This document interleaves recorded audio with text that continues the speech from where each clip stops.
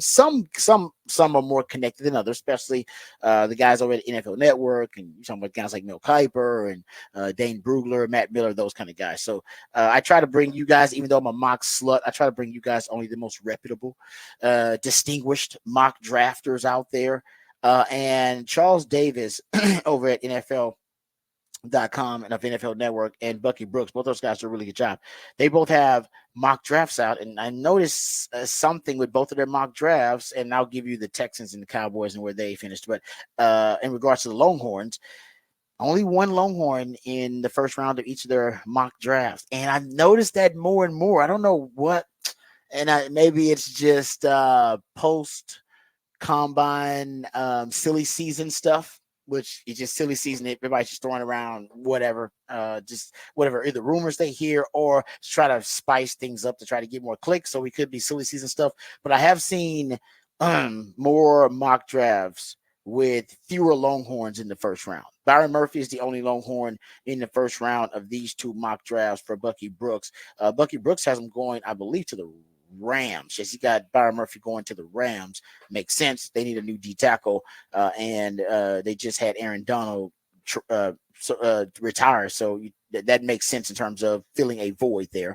And then Charles Davis, he has Byron Murphy as the only Longhorn going in his first round of his mock draft, and he's got him going 17th to the Jaguars to kind of bolster their run defense and their defensive line. But that's it for both of those guys. So really interesting because early on, right around the combine, right before it, right after it, man, it seems like the trend was 3 Longhorns in the first round of the draft. That has not been the case. Where the Cowboys are drafting in these mock drafts, they do have the Cowboys going with an offensive lineman in the first round.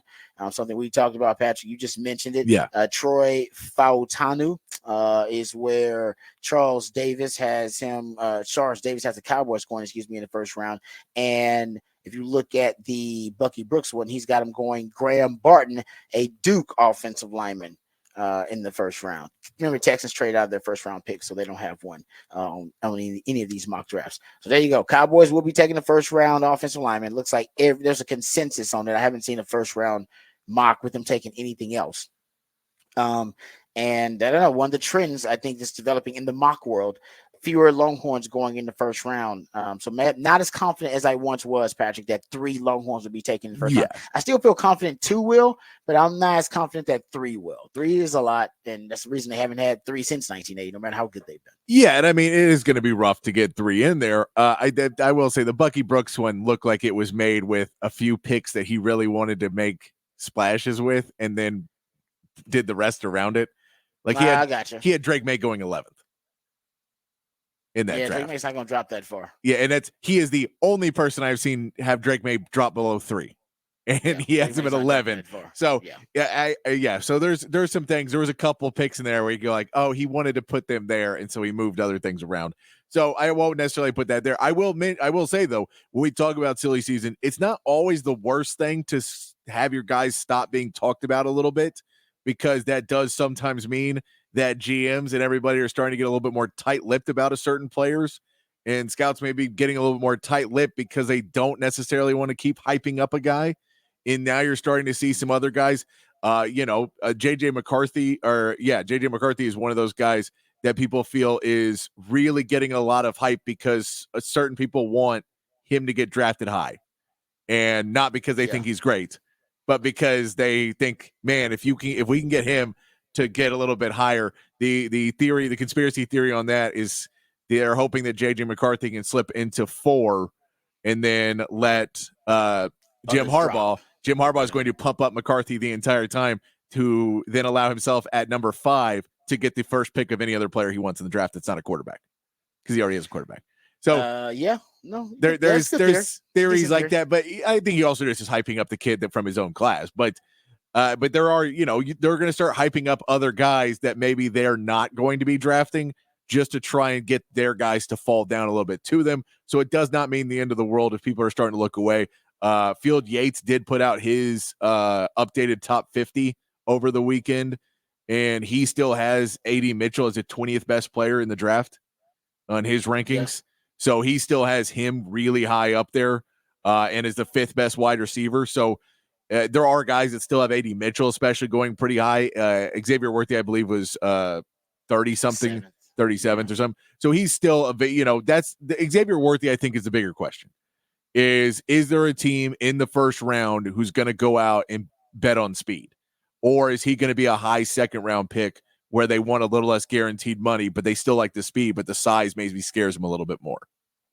The thing that could push the Longhorns out of the first round is just because now you have, like, Michael Penix was a guy that wasn't considered a first rounder, and now you have teams that, or at least you have some mock drafts that are considering him to be a first rounder too. So you're right about that. I think you're just adding to some of the premium positions that weren't necessarily a premium. And this is a really good offensive tackle draft. I saw Lance Zierlein ranked all the positions in the draft, and he thinks offensive tackle is the deepest position in the draft, and there's a lot of high-level offensive tackles too that are going to get drafted early. So basically, your top picks early on in the first round are going to be quarterbacks, offensive tackles, and wide receivers. That's why I'm with you. I think AD Mitchell's in the first round just because there are going to be so many wide receivers go in the top 15. And you might have 4 wide receivers go in the top 15, and then he's considered the 5th or the 6th best wide receiver. He's definitely going to get drafted somewhere in the first round, maybe at the end of it. Not sure about Xavier Worthy. I think some team has Xavier Worthy, or some teams, plural, have him circled. So if he drops, they're going to trade up for him. I still believe he's going to get traded for. I think JT Sanders could end up being a guy that's traded for. I think T'Vondre Sweat, JT Sanders, and Xavier Worthy are prime candidates for teams to trade up for, just because although they may not necessarily have the overall athletic profile to be considered a first round pick, they could be like perfect additions to someone's roster and someone's system that they have. Like a T'Vondre Sweat can be a perfect addition to a defensive system that needs a guy that can plug multiple holes for you, demand a double team as that kind of rock of Gibraltar in the middle of your defense. Xavier Worthy can be the perfect addition to a system. It's like, no, we just need somebody with ridiculous speed that they have to respect, that can take the top off of defense. He's got that ability. JT Sanders is just a high-level tight end. Athletically, it didn't show out at the combine or in the pro day. But if you watch the film on him, oh, man, the translates is a guy that can win downfield, and he can do that right away at the NFL level. Like blocking, you got to work on some things. But in terms of him being able to just win one-on-ones in the NFL, he can do that right away. And there may be a team that all they need is another tight end that can run.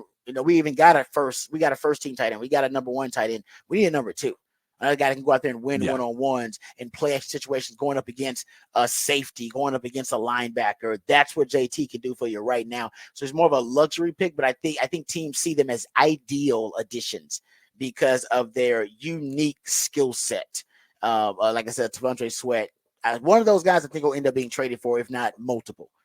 Players. No, I agree. And I also, I'll say that, we see that some guys have up to 6 quarterbacks going in the first round. I think 4 is a more reasonable number. We see it a lot where, early on you say, well, all these teams were going to go try and get a quarterback. But once the first 3 or 4 get picked, your competition of how many teams are actually looking for a quarterback now that are willing to draft one in the first round drops considerably. And now those guys are bidding against themselves and, throwing away a first round pick, a number pick 16. Let's throw it away on a quarterback. We can get him next round, and we can trade into the second round and trade up and get him early in the second round. What the Titans did for Will Levis last year, when Will Levis was at one point projected number 3 overall in some mock drafts, and he ends up going in the second round. I think that's more likely for a guy like Bo Nix and Michael Penix that are a little bit older, and maybe they'll want them on that second round contract. Maybe they don't want to use that first round pick on a position that they're not sure is going to be the starter for them next season or the year after. So I could see either of them, which then opens up more space for a guy like X-Man to sneak back into that first round. Yeah.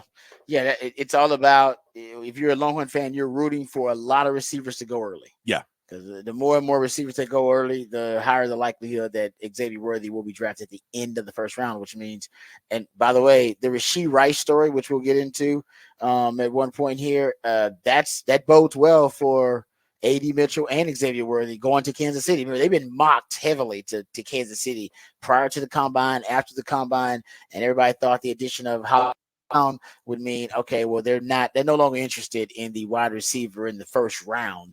Well, Rashee Rice getting in trouble, and I don't know exactly how, what the severity of the punishment is going to be for him, what the consequences will be, because I don't even know if the police have actually caught up with him yet, or if he's turned himself in. I don't think that's happened yet.